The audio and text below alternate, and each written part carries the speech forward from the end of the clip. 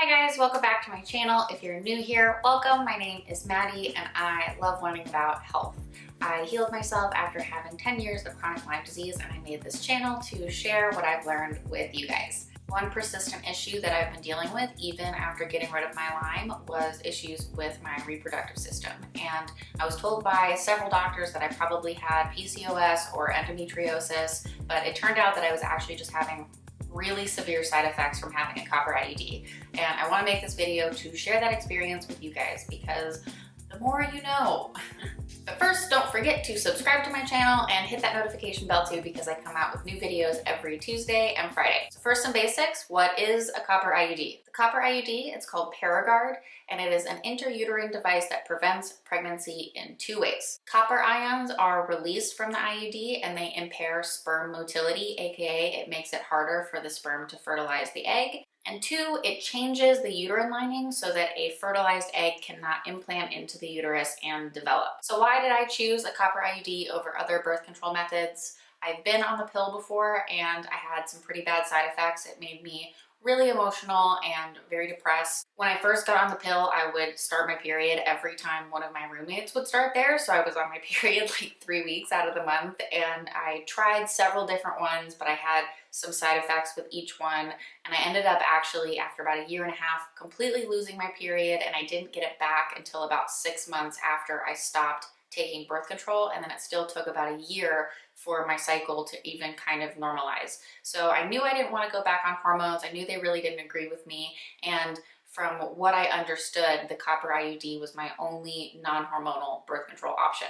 Well, the IUD does have a high rate of user satisfaction and it is 99% effective at preventing pregnancies. It does come with some downsides. Typical side effects include painful insertion, heavier periods, more severe cramping, expulsion, perforation of the uterus, pelvic inflammatory disease, bacterial vaginosis, estrogen dominance, and copper dysregulation. If you don't know what estrogen dominance is, head over to my Instagram at Maddie Ray Coop. I have been talking about it all week. My doctor did warn me that having a copper IUD would probably make my periods heavier, but up until that point, my periods had been such a non-event that I kind of figured that a heavier period would just make me kind of normal and experience what most other women experience. I rarely ever got cramps, and at worst, my period would only last a couple of days. While most people have a totally fine experience with a copper IUD, I did not, and I wanted to share that experience with you guys. I wish I had known more about what the possible side effects were just so I could have made a more informed decision for myself. I'm not a doctor, this is not medical advice, I'm just sharing with you guys my personal experience. I had a really rough time with it right from the start. First of all, my doctor did not prepare me at all for how bad it was actually going to hurt getting it put in.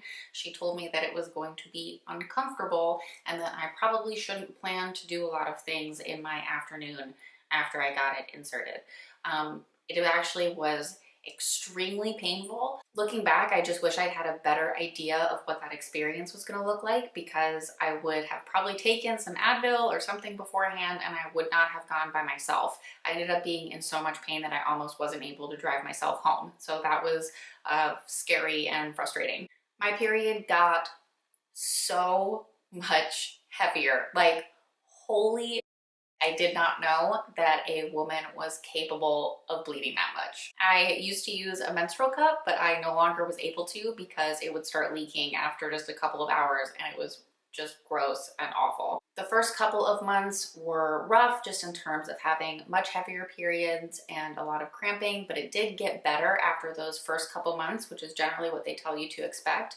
And I really was pretty much fine. I did have heavier periods. I did have more cramping for the next like 3 to 4 years, but you know, it kind of was just what I expected. It wasn't until kind of that 4-year mark that I really started to have serious problems. And that's when I started having super severe periods. I would just be in excruciating pain. I would go into shock, I would run fevers, I would throw up, I would pass out.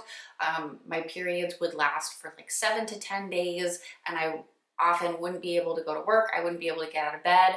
And a lot of times I actually wouldn't even be able to get out of the bathtub because I would be in so much pain. And that was the only thing that actually kind of mitigated the pain a little bit was sitting in the bathtub. I saw a couple of doctors at this point, and none of them suggested that any of these problems could have been caused by the IUD. They just said that I probably needed to go on hormonal birth control, I probably had PCOS or endometriosis, and maybe I needed surgery. I got really frustrated because I knew that just going on hormones was just putting a band-aid over the larger problem that I was having, and that wasn't actually going to help me figure out the root cause of what was going wrong inside my body. During this time, unfortunately, I also didn't have health insurance, so I wasn't able to really spend a lot of money and resources diving into what actually was going wrong inside my body. I tried to mitigate my symptoms through diet and lifestyle as much as I possibly could, but I still was just experiencing the worst, most horrific periods ever. I was having painful ovulation, painful sex,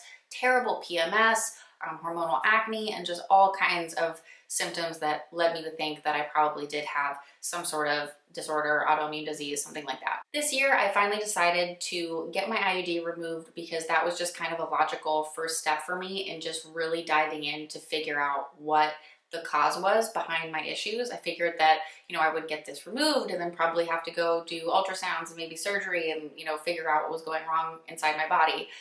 But fortunately, I'm so glad that I took that step to get my IUD removed, because now I know that most of those problems that I was having were side effects from the IUD. In getting it removed, I was really terrified. I was expecting it to hurt so bad, but I actually felt immediate relief upon getting it taken out, and it was like a light bulb clicked, and I was like, oh my gosh, I just needed to get this out of my body. My body did not like it. Since I got it removed, I've had it out now for about 2.5 months, and my periods have gone from being excruciatingly painful for like 7 to 10 days to now I only have 1 day of having it be pretty painful. Even that is not as severe as it used to be. I'm no longer running a fever or, having to spend hours and hours and hours in the bathtub just to, get some relief from the terrible pain that I was in. So now I only have, like I said, 1 day of that kind of just like really intense cramping. And now my periods are only lasting like 3 to 4 days instead of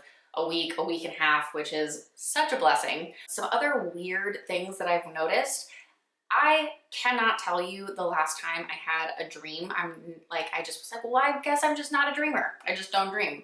But ever since I got the IUD removed, every single night since I got it taken out, I've had crazy dreams, which is just super weird. I don't know what kind of maybe electrical connections were being blocked by the copper or something. I don't really know what that means, but it's just a weird observation that I have made. Another thing that I've noticed that is pretty crazy is that my hair has started to grow like crazy all of a sudden. When I was younger, my hair would always grow really fast, and then really for like the last 7 to 8 years, timeline's interesting because that's about how long I've had the IUD, my hair has been really slow growing, very easily breaking, and I just kind of thought, well, maybe it's just because I'm getting older, I'm under a lot more stress now, I don't know. But ever since I got it taken out, my hair has probably grown about 1 inch in those like 2.5 months, which is just kind of insane. The other thing that I've noticed since getting it taken out is now I am having more hormonal acne, just like along my chin, more consistently. I used to only kind of get that acne around my period.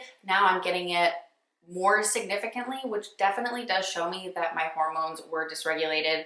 I probably was experiencing some pretty severe estrogen dominance, and so this is just a sign to me that my body is finally like processing that excess estrogen and working on getting it out of my system, which is totally fine. I know it's just going to take patience, and that is okay with me. I know that that's just a process for detoxing, so that's fine. Since getting it removed and having this crazy experience, I've done some more research on why the IUD might have been causing me to have these really severe symptoms. So even though the copper IUD doesn't contain hormones, it can still affect your hormones in a couple of different ways. So first of all, it can throw off your ratio of copper to ceruloplasmin, and ceruloplasmin is a protein that actually makes the copper in your body bioavailable and allows it to do what it's supposed to do. If you don't have enough ceruloplasmin and you have unbound copper floating around, it can cause a lot of problems.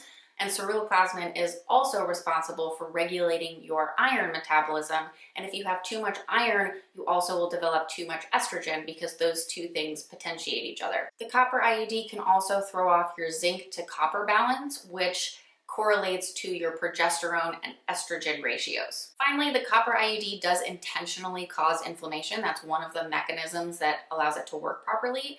And having any sort of chronic inflammation for a long period of time can affect your hormones.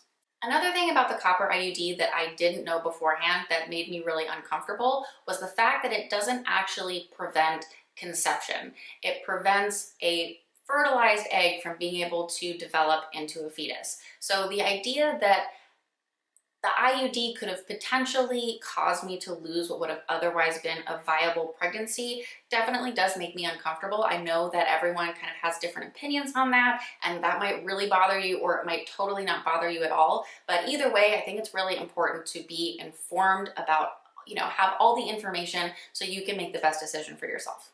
So how am I healing my hormones post-IUD? First thing I'm doing is taking vitamin E. Vitamin E is very protective to progesterone, so it helps regulate your progesterone to estrogen balance. It also helps metabolize estrogen. I'm also eating liver and whole food vitamin C, which creates more ceruloplasmin, which will bind to that unbound copper and allow it to become bioavailable. I can't tell you guys how excited I am that all of my issues seem so far to be resolving with just the removal of my IUD. I actually did cry when I got it removed just because of the feeling of relief that I immediately experienced. I hope that I just keep getting better, and I definitely will keep you guys posted on this part of my journey. Follow me on Instagram at MaddieRayCoop, and I will make sure to keep you guys updated with how it's going. I don't want to freak anyone out with this video or my story, and I don't want to scare anyone from getting an IUD if that is the best choice for you. I have friends that have them or have had them and have had really good experiences with them. I just wanted to share my story so that in case you start experiencing some of the same symptoms that I have, you might be able to talk to your doctor more about them being potentially caused by the IUD.